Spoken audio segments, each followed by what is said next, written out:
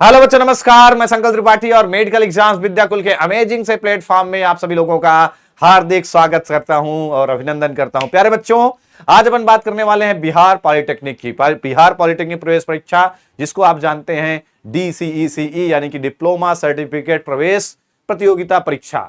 जी हाँ प्यारे बच्चों, जिसके अंतर्गत क्या होता है, इंजीनियरिंग होता है, लेकिन इंजीनियरिंग के साथ सबसे ज्यादा जिसके लिए फॉर्म अप्लाई होते हैं वो है पैरामेडिकल 10th लेवल भी इसमें होता है, पैरामेडिकल 12th लेवल यानी कि 10वीं पास के लिए भी होता है और 12वीं पास के लिए भी होता है। 12वीं पास वालों के लिए भी बहुत बहुत शानदार कोर्सेस है, ANM है, GNM है, साथ साथ अच्छे खासे पैरामेडिकल कोर्स भी हैं इसके अंदर।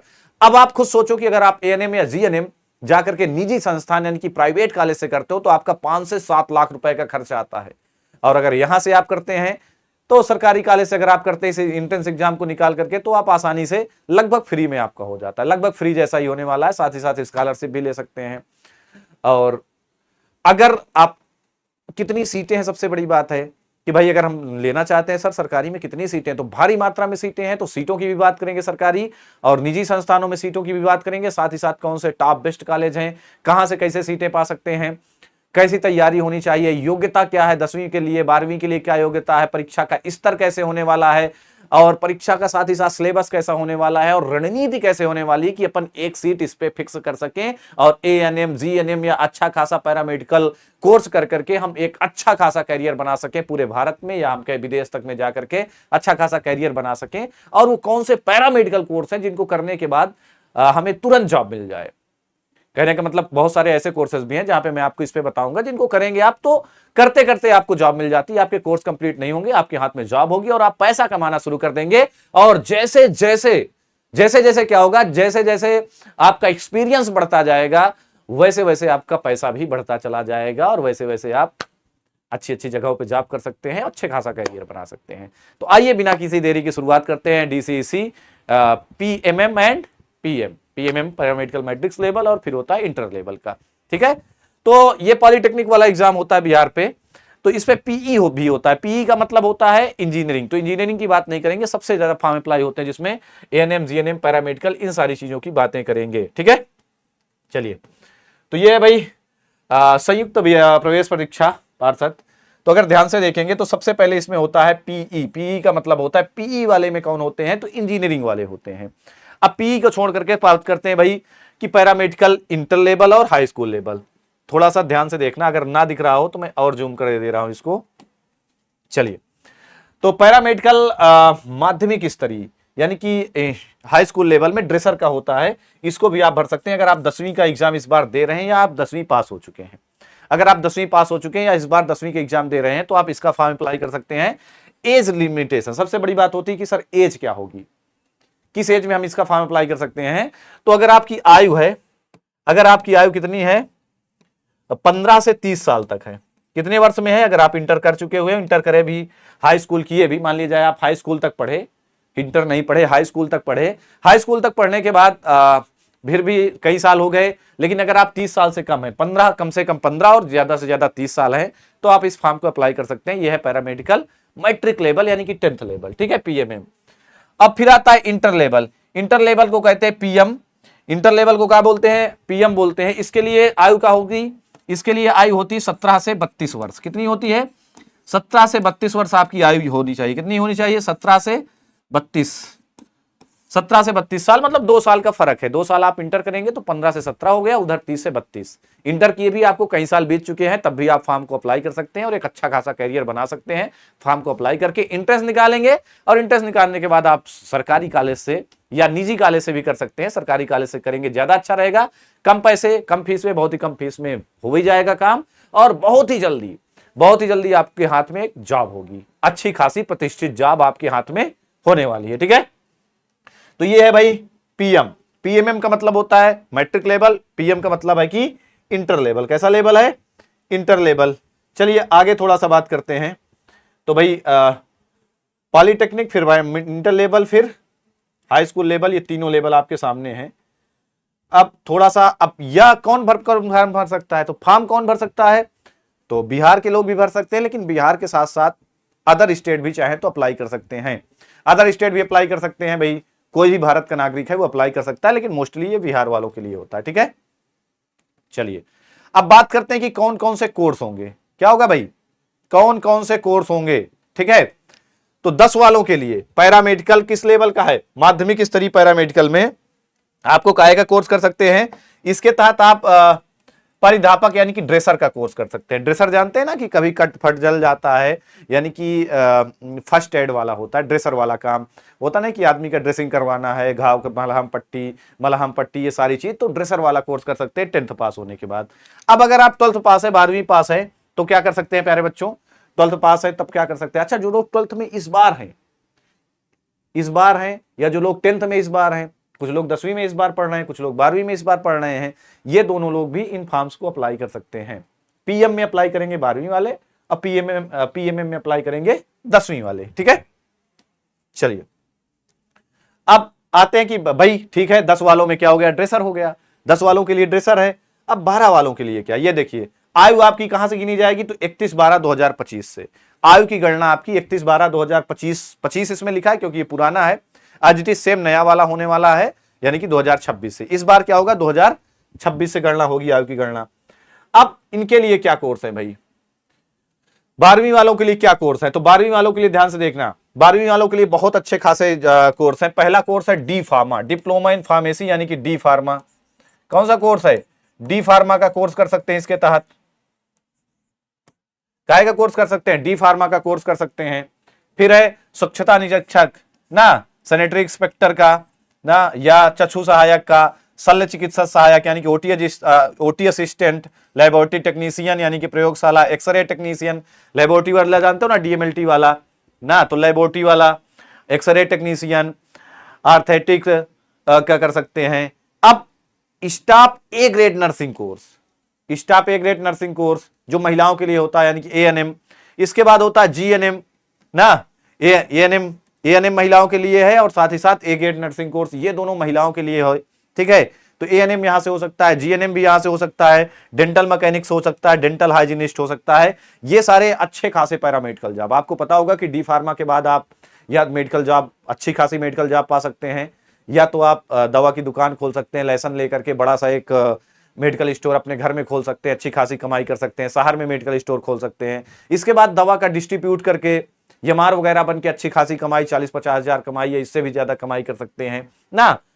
और साथ ही साथ स्वच्छता निरीक्षक, चक्षु सहायक ना, शल्य ग्राह सहायक यानी कि ओटी जिसका अच्छा खासा कैरियर है, विदेशों में भी अब्रॉड जा सकते हैं, विदेशों में जाकर के अच्छा खासा कैरियर बना सकते हैं, ठीक है। लेबोरेटरी टेक्नीशियन, ये सारे अच्छे खासे पैरामेडिकल कोर्स हैं जो कि इसके तहत करवाए जाएंगे, और सबकी सरकारी सीटें आपके लिए उपलब्ध होंगी, ठीक है।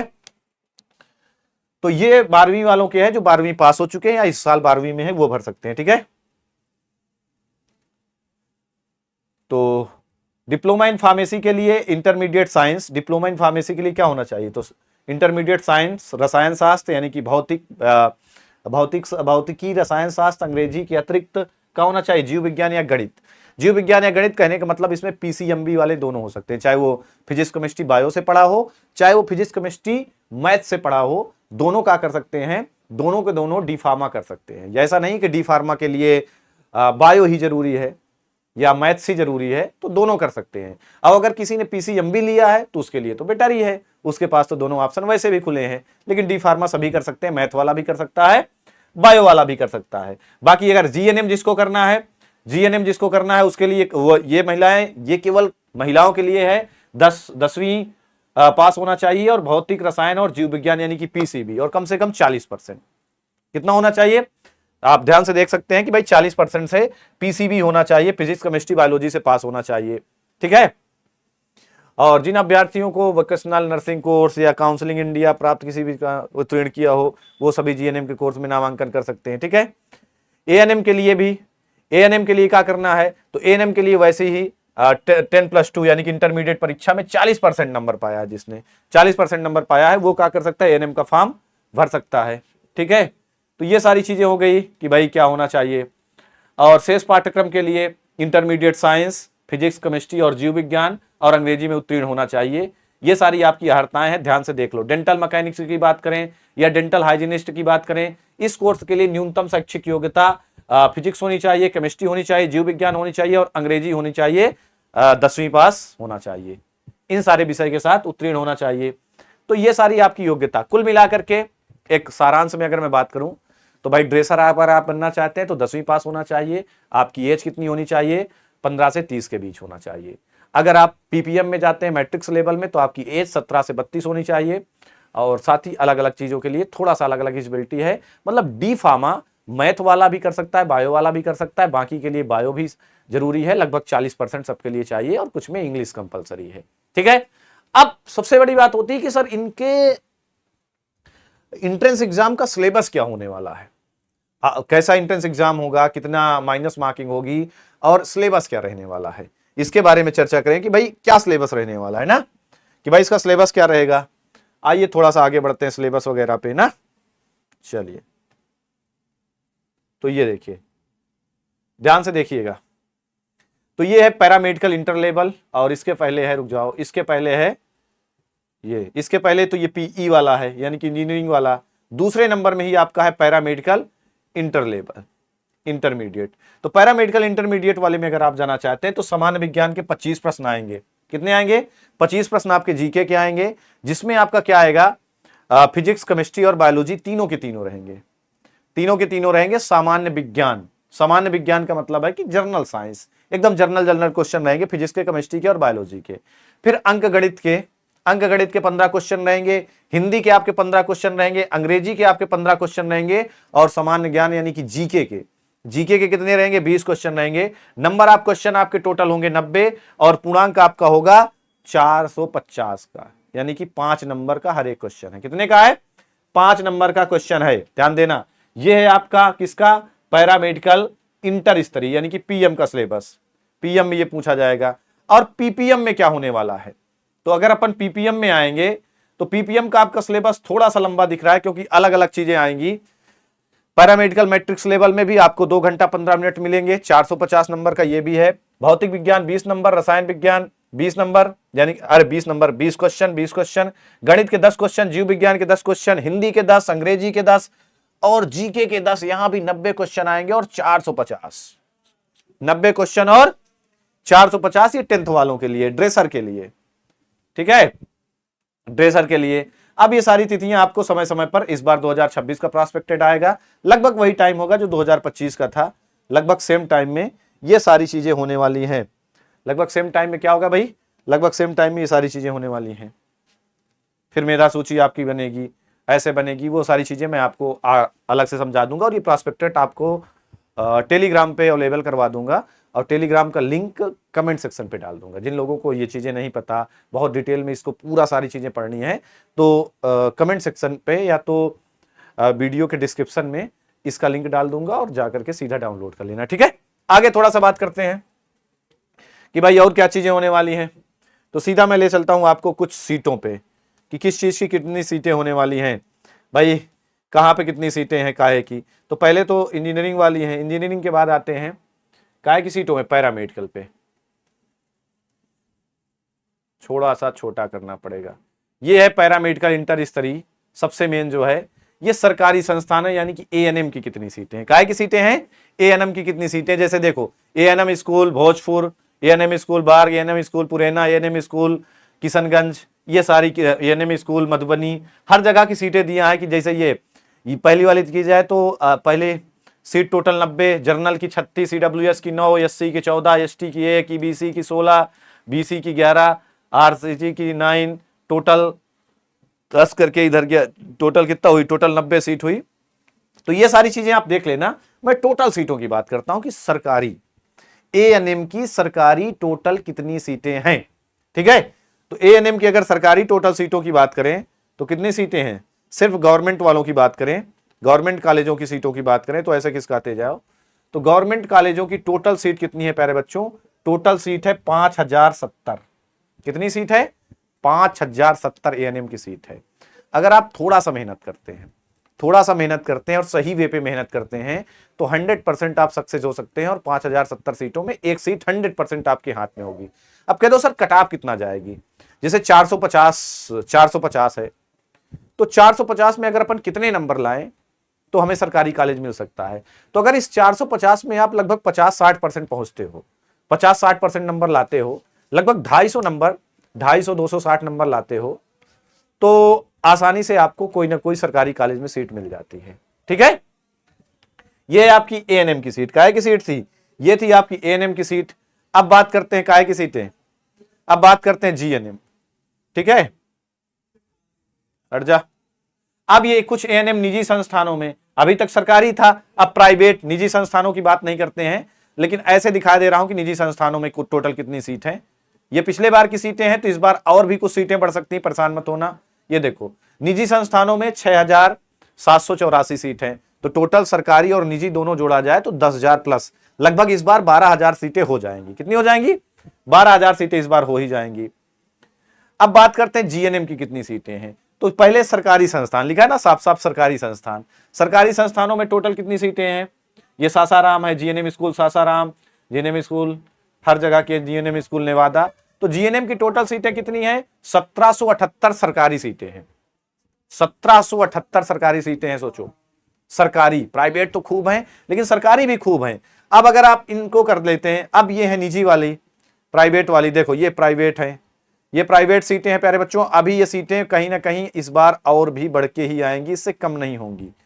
ये पिछले बार वाला है, पिछले बार के आधार पे देख रहे हैं, ये देखो 5,178 निजी यानी कि प्राइवेट में सीटें हैं। फिर अगर बात करें कुछ पैरामेडिकल कोर्सेस वालों में, पैरामेडिकल कोर्सों में, तो देखो पैरामेडिकल कोर्सों में कहाँ का है, पैरामेडिकल कोर्सों की सीटें देखो, तो ये जैसे हो गया पटना, पीएमसीएच पटना, पटना में अलग अलग जगह सीट है। देखो यहाँ पे देखो, ये वाली एक्सरे की सीट कितनी है, एक्सरे टेक्नीशियन 25, ओटी बहुत अच्छा कोर्स है, ओटी की भी 25 सीटें। तो ऐसे करके तमाम सारी सीटें हैं। अब सबसे बड़ी बात, ये बात तो रही सीटों की, ये कंप्लीट वीडियो फिर से बना दूंगा, सीटों का बंटवारा भी और बढ़ेगा, घटेगा नहीं, 100% सीटें और बढ़ेंगी। तो पर्याप्त खूब सीटें हैं। सबसे बड़ी बात है कि तैयारी कैसे करें, क्या होगा आपका सिलेबस, तैयारी कैसे करें। तो तैयारी करने के लिए बेस्ट है एनसीईआरटी। एनसीईआरटी को आपको अपना भगवान मानना है, उसी के आधार पर तैयारी करनी, क्या करना है, उसी के आधार पर तैयारी करना शुरू कर देना है और 100% आप सक्सेस होगे। अब क्या पढ़ना है, कैसे पढ़ना है, कैसे रणनीति बनानी है, तो इन सारी चीजों की चर्चा हम करेंगे। पहला काम आपको करना है, जितने लोग इस चीज के इच्छुक हैं, जो नर्सिंग करना चाहते हैं, जीएनएम करना चाहते हैं, एएनएम करना चाहते हैं, पैरामेडिकल कोर्सेस करना चाहते हैं, ओटी में जाना चाहते हैं, अच्छा खासा कैरियर है, कैरियर के बारे में भी कंप्लीट सेपरेट वीडियो में बना दूंगा। सिर्फ सबसे बड़ी बात है कि आज ही से आपको ठान लेना है कि मुझे यहां पे एक सीट पक्की करना है। भाई हमेशा मैंने कहा कि मेडिकल एग्जाम्स विद्याकुल आपका अपना चैनल है और यह चैनल आपके भरोसे का प्रतीक है। प्यारे बच्चों, आपके सपनों को साकार करना इस चैनल का सपना है। तो इस चैनल के माध्यम इस चैनल के माध्यम से आपको वो सारी चीजें उपलब्ध होंगी जो कि आपको 100% एक सीट पक्का कराएंगी। सिर्फ आपको एक काम करना है कि आज ही से ठान लेना है कि मुझे अपनी एक सीट पक्की करनी है और अपना ड्रीम कॉलेज भी चुन लेना है। ठीक है, अपना ड्रीम कॉलेज चुन करके अपनी एक सीट पक्की करने की ठान लेना है और आज ही से पढ़ाई में लग जाना है। चैनल को सब्सक्राइब कर लेना। कमेंट सेक्शन पे सभी लोग कमेंट कर देना कि हम किस चीज की तैयारी करना चाहते हैं और हम कहां जाना चाहते हैं, एएनएम में जाना चाहते हैं, जीएनएम में जाना चाहते हैं, अदर पैरामेडिकल कोर्सेस में जाना चाहते हैं या ड्रेसर में जाना चाहते हैं और हमारा ड्रीम कहां है, कौन सा कॉलेज हमारा ड्रीम है। सभी लोग कमेंट सेक्शन पे प्लीज कमेंट जरूर करिएगा। सभी लोग ध्यान से सुनना, फिर से रिपीट करता हूं, कमेंट सेक्शन पे आपका क्या सपना है, कौन सा कोर्स करना है, किस कॉलेज से करना है, सभी लोग कमेंट सेक्शन में कमेंट कर देना। प्यारे बच्चों, तैयारी करने की पूरी रणनीति मैं बहुत ही जल्दी आपके लिए लेकर के आऊंगा कि कैसे तैयारी करना है, कैसे अपन बेस्ट करेंगे और सारी क्लासेस शुद्ध बिहारी लैंग्वेज में बहुत जल्दी चलने वाली हैं। बस उसके लिए एक काम करना है, आप लोगों को अपना प्यार और अपना सपोर्ट जरूर दिखाना है।